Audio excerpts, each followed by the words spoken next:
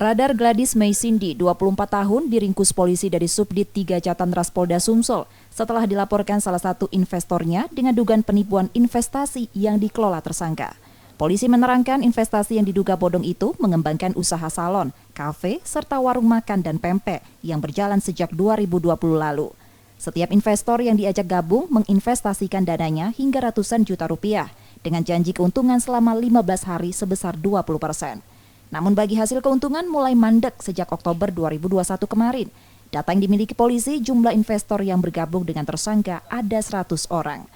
Kita mengamankan pelaku penipuan penggelapan dengan modus menawarkan investasi dengan menjanjikan keuntungan 20% dari masing-masing yang disetorkan.